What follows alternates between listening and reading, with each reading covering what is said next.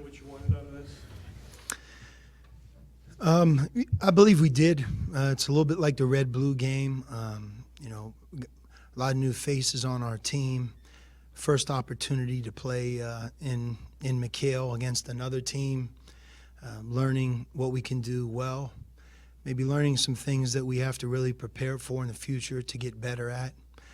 Got a lot of different faces in the game. Played without Chase Jeter, which was a good thing because other players had to do more and play in different roles. That's going to happen over the course of our season. But I was pleased with our effort. I thought our guys really tried to play together.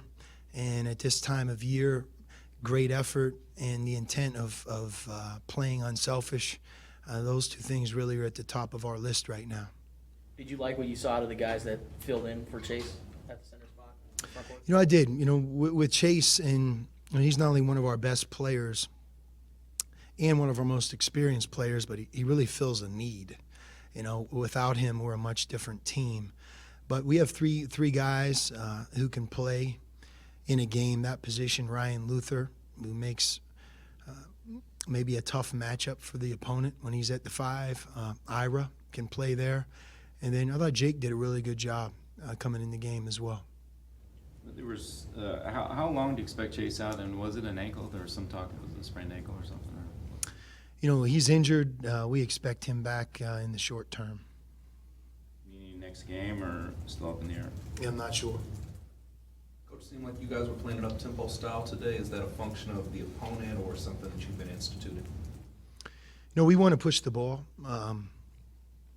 We've pushed the ball the last 9 years. And, tonight we pushed it again. You guys announced that Ira was going to be out. How did he take the news? And it's that it's public. Just what's moving forward with him? Yeah, Ira took it very well. He's worked hard at all aspects, on and off the court, since he's become a student athlete at Arizona last year and this year. He's a great teammate and a great kid. He's had a lot of tough things happen to him in a very short period of time, and I think our support is unwavering to help him through this difficult time. When you're going through tough times, sometimes the court, the weight room, your teammates, the locker room, those are things that can bring a smile to somebody's face like Ira. And so we're helping him get through it. And once we get through the first game, although that part of it's over, in his world, he's still dealing with a lot of tough times. But he's handling it very well, doing well in school, and it's great that we see him every day. And I think that's not only helpful to our team, but him as well. Do you see Brandon Randall becoming your guy who scores a lot more than the other guys? Brandon is talented offensively. He's certainly a very good shooter. Ironically, really through the first month of practice, he hasn't shot the ball as well as we thought he would, or as maybe as well as he's capable. And some of that is just as a young player learning what's a good shot, what isn't, how to use our offense to create, to trust your teammates, that just be patient. And one thing that his shots had in common tonight is that he took really quality open threes. And when you're a really good shooter like him, that's when you shoot a high percentage. But I thought he was one of the real standouts of tonight's game. What's different about him from last year to this year? He's more experienced. You got to realize, he practiced hard every day last year, and he played against some very talented wings. Alonzo, you see what he's doing right now for the Knicks, and Raleigh. Those guys they're very, very good college players, and you play against them every day.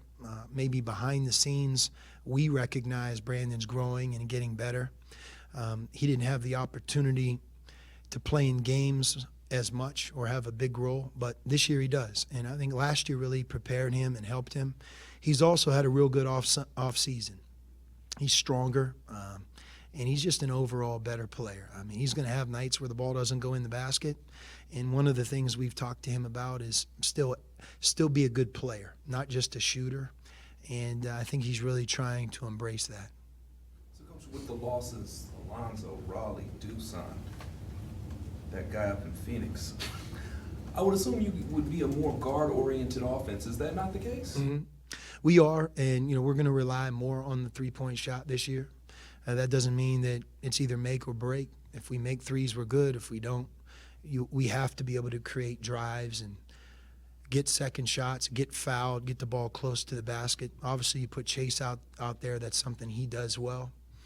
But we're going to shoot and depend more on three-point shooting than we have maybe since I've been here, maybe since Derek Williams was here in the second year. So with that, we have to take good ones and learn how to move the ball. So tonight you saw a little bit of that. Again, I judge our guys on effort and some of the things we're really working hard on in practice, but we had good intentions, and a lot of our good plays on offense was a result of an unselfish pass. How much defensively did you guys have to play up a size or up a position? Because at some points you had some 6'7" guys guarding a 7'2" guy and things like that. Well, that's our team this year. Everybody is, I'm sure, used to watching us rotate 3 or 4 true bigs in a game. That's been a strength of ours for some time. I do really believe in our front court.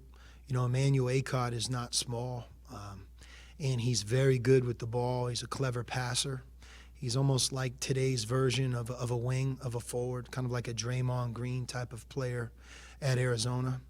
And then you have Ryan Luther, Ira Lee, and Chase Jeter.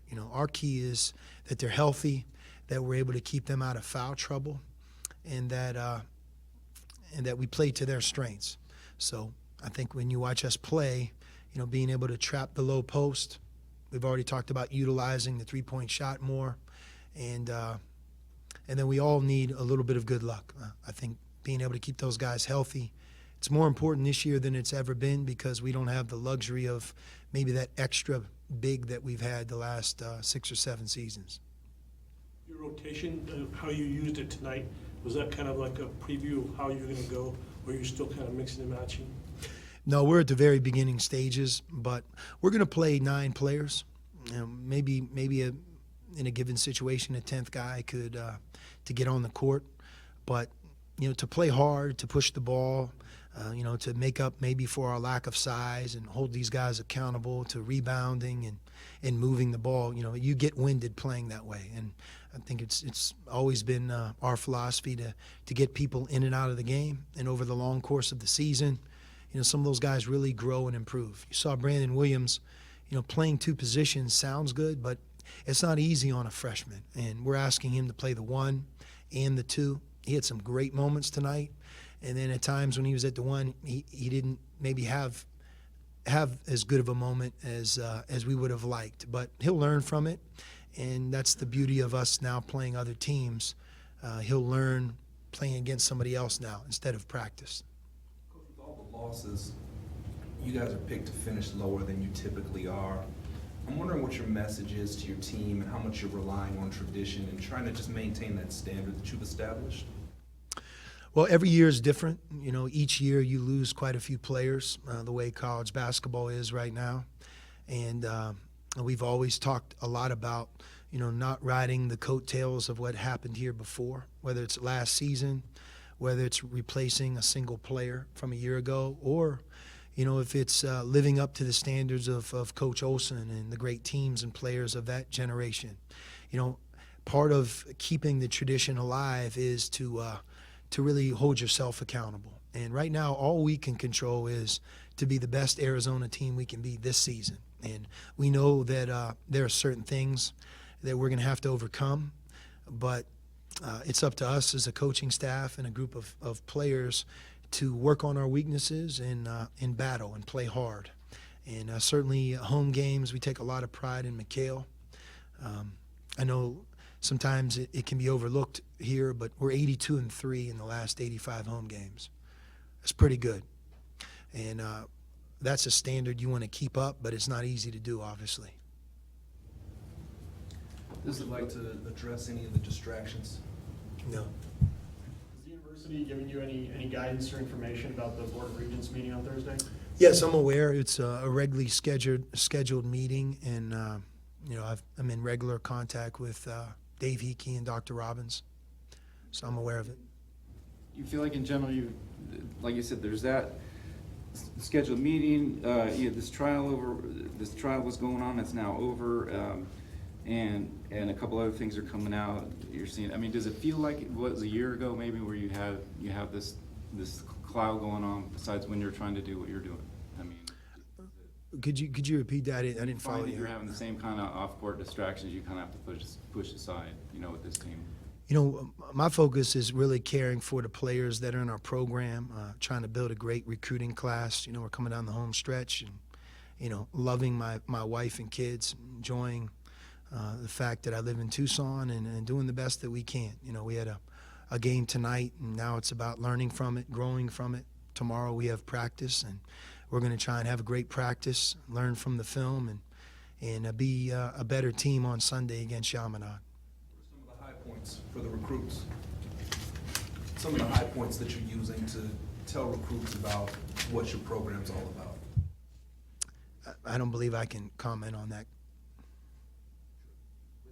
With Brandon Williams, is he learning that maybe kind of different from what he did in high school? He doesn't have to kind of do everything at the college level? Yeah, Brandon Williams, it's really, I can't tell you how good of a feeling it is to coach him because he's so coachable. And, he comes from a terrific high school basketball program and a really good family. He was coached hard, held accountable on defense and offense, and you really can see that coaching him early on here. I mean, even when he makes mistakes, he's eager to fix the mistakes. And sometimes when you're talented like that right there can be overlooked because that's what's going to allow him to grow and become a great player. But we have high expectations for Brandon, but he's also bouncing back and forth between two positions. So, he's in charge of the other four players, and he's running the team. And he's a playmaker, and then all of a sudden he's in where you really have him freed up to score. So it's going to take some time for him to really settle in and be comfortable. But as evidenced by the beginning of the game, you can see certainly his talent. He can really, in the open court, do a lot of different things. Does he exhibit maybe some of those leadership skills that maybe you don't see with a lot of freshmen just based off what you're asking him to do so early on? I wouldn't say leadership skills. He's eager to learn. DeAndre was like that a year ago. We've been lucky. Lowry 2 years ago. Those guys, they're very good, but they're fun to coach, because they come to work. They love the game. They're eager to become better and fix the things that need to be fixed. And, I'd say the same thing about Brandon. He's a guy that has a great attitude, and that's really not only going to help him, but that's going to help our team.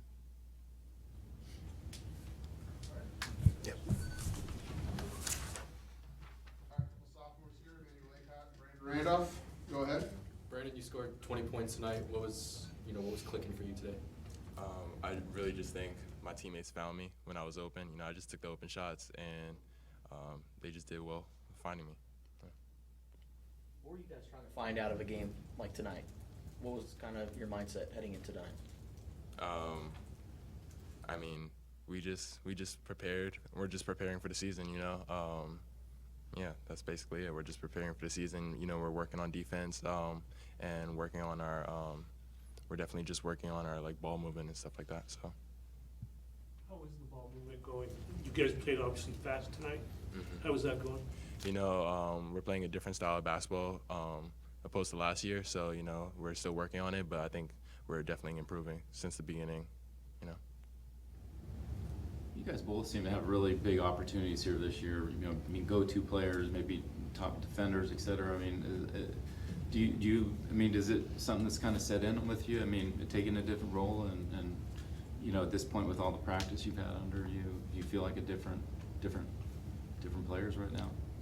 I think we both know that we need to play bigger roles in order for us to be successful this year. But, it's a team effort, and we're just going to do what it takes to win. How do you guys feel about the up-tempo style of play? I think it's good because, we have 4 guys on the perimeter who could drive, shoot the ball, so it just makes it harder for teams to defend us. So, Brandon, do you think you're going to be one of those guys that has to step up offensively, aside from tonight, but even more often? I believe that I have a bigger role opposed to last year. But, you know, anybody can step up offensively and defensively, you know. So, you know, everybody can score the ball, you know. Are you guys hearing a lot about the distractions that are out there this year? I know it was something we dealt with last season. I mean, we're just here to play ball, you know. That's it. We just focus on practice, getting better. Yeah. How was it with Chase out of the lineup tonight? How different was it? We definitely miss, you know, his size and his athleticism, but we're just excited for Chase to get back with us. Anything else? Thanks. We're good.